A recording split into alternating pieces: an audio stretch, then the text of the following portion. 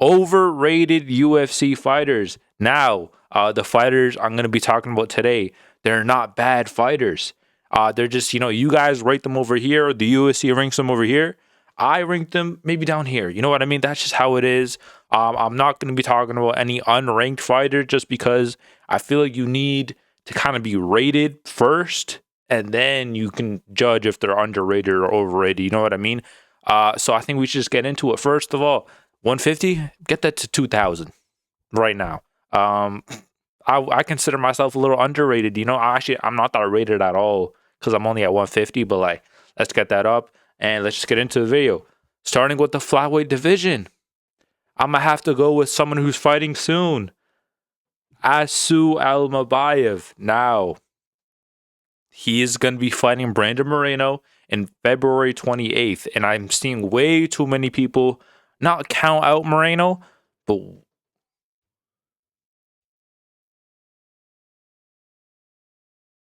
do you hear that? Did you guys hear that? Did you guys? All right, let me just go back to. I just forgot what I was going to say.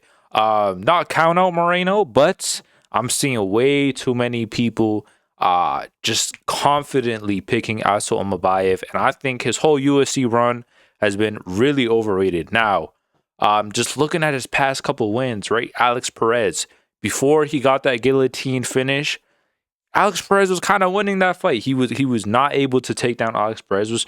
He has good takedown defense. I'm not gonna lie, he has good takedown defense. But that fight was way too close. I would even say he was losing the fight until he wrapped up the guillotine. Even look at his past fights. He very close fight to Jose Ochoa, who has like one fight in the UFC. Very close fight with him. Obviously, he lost to Minnow Cop. That's okay. Minnow Cop, great fighter. But I just think his whole run, with the guy who has great grappling and pretty good striking, you would think his fights will be a lot more dominant.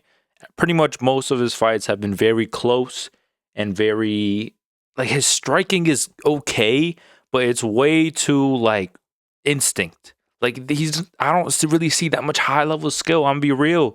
It's way too goofy. I'm gonna be real. I think Moreno's gonna piece him up. That's not a lie. I think he's gonna piece him up, and I think he's gonna defend the takedowns. I think he's gonna win that fight.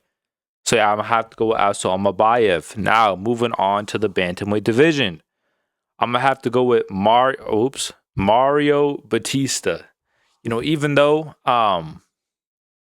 his last fight against Umar, it was a pretty close fight. I would say definitely wasn't too dominant from Umar, but that's the thing with Mario. But he's a tricky fighter. But I just feel like his past couple of fights, Apache mix win is just not it. Also, the Jose Aldo fight, we all know that was kind of a robbery. Let's be real. If you have like 10 minutes of control time in a 15-minute fight, I get it, you won, but that's not the way you want to win. You know what I mean? They tried feeding him to Apache Mix, but Apache Mix, he was a fraud. He did have a close fight with Umar, so I'm not saying he's completely like utter buns. I'm not saying that. He's having a fight against Mario, what's his name? Charles Oliveira. No, Vinicius Oliveira soon. I do think he will lose that fight. I just feel like his whole run, same as like Asu, it's just the fighters he's beating is just not too great, But he's good though. He had a very close fight with Umar. Anybody who has a close fight with Umar he dropped Umar. No one really dropped. Actually, a lot of people dropped Umar. He got hurt against Marab.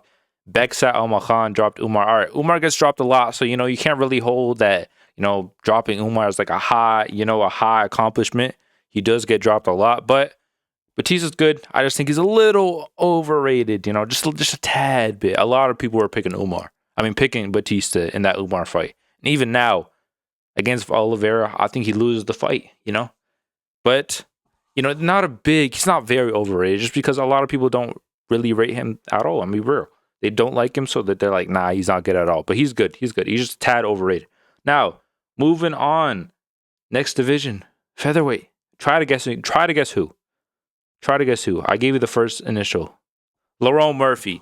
I really like Lerone Murphy. I have no bias at all, right? No bias at all. I think Lerone Murphy is a great fighter. But what I like to do, I like to look at past opponents and how you're beating them or how close the fight was. I'm seeing Aaron Pico, a Bellator fighter. We can't rate Bellator fighters no more. We've seen what happened with Patchy Mix, with Aaron Pico, Pitbull against Yair. But we're seeing what's happening with these guys. A lot of them are, they're not that good. He just came off a great knockout against Aaron Pico. All right, okay, we'll see how that ages. When Aaron Pico he fights again. Then before that, he fought 38-year-old Josh Emmett. Before that, he almost very close fight against Dan Ige. Dan Ige's good, but that was a way too close of a fight. And before that, he fought Edson Barbosa. So what I'm seeing is future Unk, and Bellator. I'm sorry, it's just not great. He's going to fight Movsar Evloev soon. I'm pretty sure it's not official, but let's be real, that's probably gonna happen. I do think he loses that fight. His skills are good. His skills are really good. It's just that I think he's a bit chinny, and I think he gets a little too comfortable in there. And we'll see what happens when he faces an actual good grappler. Like Josh Emmett took him down a couple of times. Who would have, if that fight with Aaron Pico went on a little longer, you never know what happened. Aaron Pico's a good wrestler. He was kind of, piecing him up a little bit, but I'm not. Doesn't matter if you piece him up if you get knocked out a minute later. You know what I mean? So yeah, Lerone Murphy, a tad bit overrated. I do think he loses to a lot of these top guys. Like, we'll see what happens with Diego Lopez, but I think Volk beats him, Evloev beats him. I think a lot of these guys might. And he's 35. What is he, 34, 35? He's not young, bro. He's not young. Like, he's not up and coming. Even though he's soared through the rankings, this past year and a half. But he's not. He's undefeated, right? 17-0-1, whatever. He's not young like the rest of the undefeated guys, But let's move on to the lightweight division. This I'm not even too sure if he's really rated that high. I just feel like some people just think, especially since he's fighting soon, I gotta go Dan Hooker just because I see people picking Dan Hooker to beat Benoit Saint Denis, and bro, he's gonna lose the exact same way against Benoit. Not the exact same way against like Sarukian, but it's gonna be fairly similar. Let's just look back a bit. I know Sarukian, the best in the division. Top 2 in the division, right? Could be the number 1. But if you really look at that fight, Dan Hooker had 0 moments. Absolutely 0 moments, which kind of, we kind of all thought, he wouldn't have many moments. But at least I thought he would, maybe like sink a deep body kick to the, like, you know what I mean? I think he'd have some moments on the feet. But absolutely none. Arman Sarukian actually, was doing way better than him on the feet. I get it. The takedown the takedown threat was there. So obviously, Sarukian's his punching and his striking would be more efficient. But Dan Hooker, from what I saw, he was jumping the ghillie, which what are you doing? Why are you jumping ghillies against Arman Sarukian?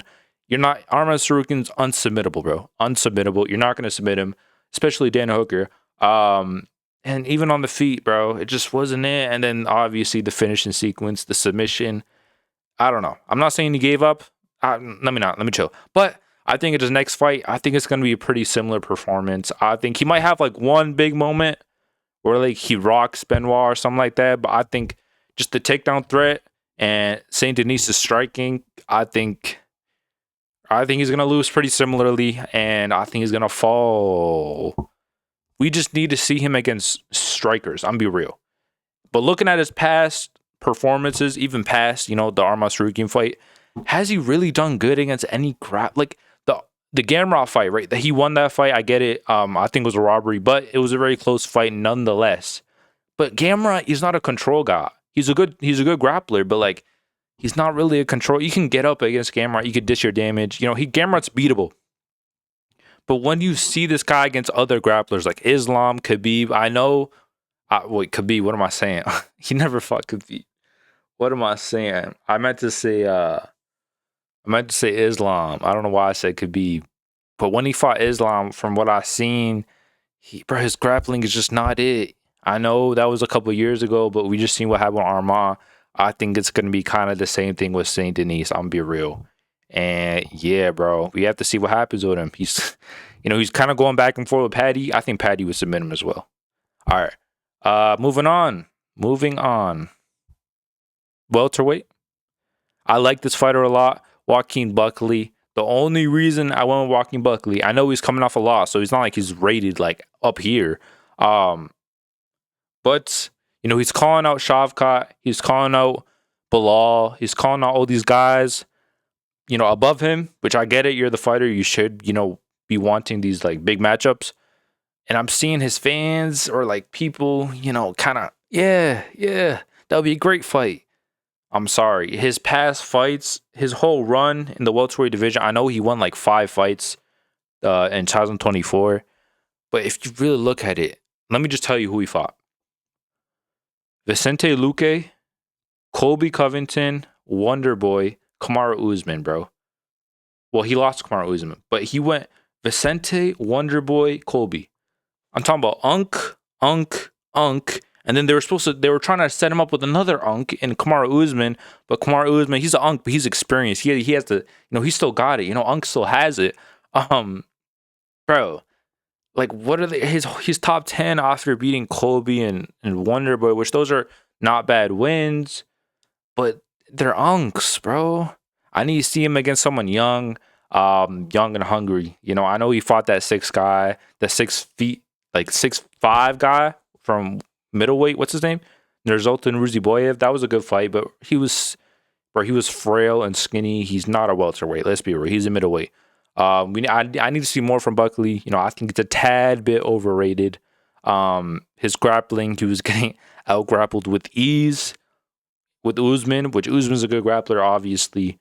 But I need to see him against a grappler. I need to see him against someone younger. I'd say he's probably gonna fight Bilal next, which kind of, another Unk he's gonna fight next. But we gotta see him. I gotta see him against someone young. You know what I mean? To really tell how good he is. He is big for the division though. All right, moving on. Middleweight. I think, bro, literally no hesitation. Kyle Braho. I've been saying this for a time now. I'm sorry, his style. I know he's in the Fighting Nerds. They have flashy style. He doesn't really have a flashy style, which is okay. He's well-rounded. He's good everywhere. I get it. But just looking at his fights, I'm sorry. Obviously, his last fight, he lost it, whatever, 50-45, 49-46, whatever. He's well-rounded, but he doesn't have he doesn't have that thing with him, though. Like, I don't know how to say it, but looking even before his last fight, the Jared Cannonier win is not ideal, especially after Cannonier literally just lost to Imavov. A month later, fights Baralho.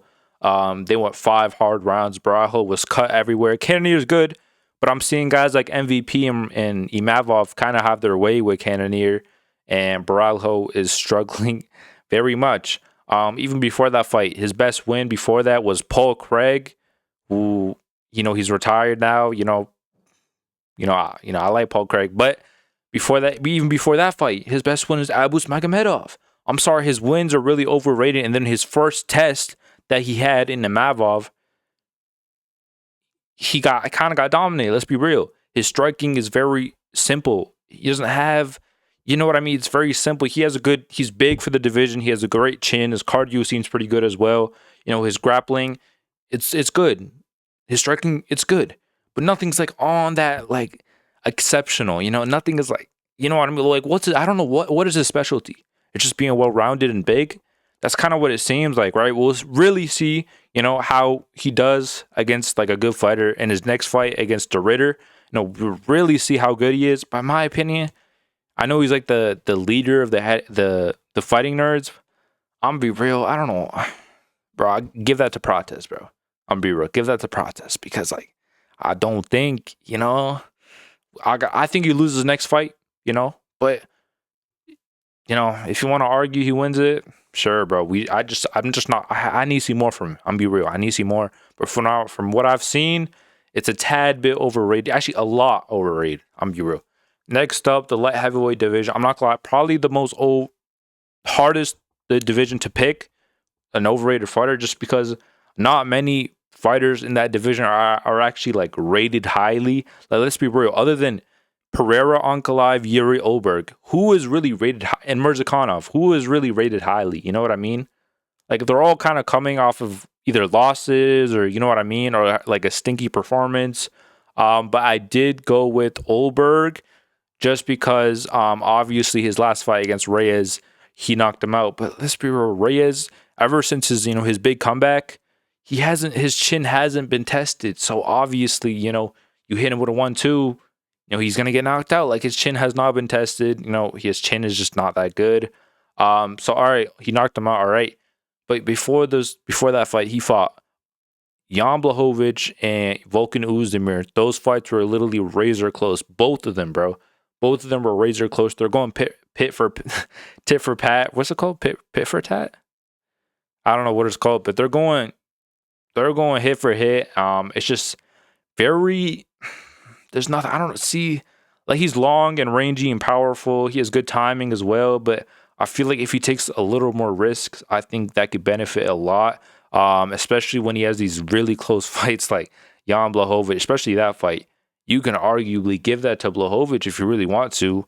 Very uneventful. I'm be real, and I think when the times comes against Yuri and against Pereira and against guys like that, I think, bro, I just don't know if he has that dog in him to really hang in there. I'm be real. He's never been 5 rounds, which all right, it's okay. From what I've seen of him, bro, you're the younger guy. I know he's not that young, but you're fighting Volkan Oezdemir and Jan Blachowicz back to back. You're getting not easy, but you're getting good matchups to get up to the belt. And then you got Reyes. He's getting kind of easier matchups than everyone else, and I feel like he should be showing us more. I feel like he should be more dominant in those fights. So I think when he fights Yuri, I think that fight's being rumored right now for like the interim belt or whatever. I think Yuri's gonna knock him out. I'll be real. He's been knocked out in the past. His first UFC fight against Kennedy, there's Chukwu. He hasn't been knocked out ever since, but I just don't think he has that dog in him. I think we have to see more. But if I was to pick someone from this division, I would say Carlos Oberg. Let's be real. Yeah, you're not Izzy, bro. He doesn't fight like Izzy. He's very rangy like Izzy, but he doesn't have like the techniques that Izzy has. So yeah, we'll definitely see. In his next couple fights. Moving on to the heavyweight division, the last division. The video is almost over. Make sure you guys are liking. Nah, a little self promo, but nah, I'm gonna have to go with Curtis Blades. I think this one's. I picked him to fall off in 2026. And I think he's overrated, bro. I'm not saying he's rated that highly just because, his last fight was pretty uneventful, very close against an unranked newcomer, in Rizvan Kuniev. And I just think, bro, when I've been a fan, if you guys don't know, I've been a UFC fan since the end of 2022. So it's about 4 years now, going on, 4 years now I've been a fan. Ever since I've been a fan, I don't think he has one really good win. Like he lost to Sergey Pavlovich. He won against Jelton Almeida. All right, but can we be real? Jelton Almeida he fought stupid in that fight. He was dominating him in the first round. The second round, I don't know why he was holding on to the leg. Just this is heavyweight, bro. You can't take risks like that. I think he learned a lot from that fight. Obviously, Curtis Blade, won by knockout. He gets a title shot against Aspinall. He was actually doing quite well. I'll be real. He was doing quite well, but then he gets hit with a jab. He falls on his tummy, and I'm not saying he gave up, but like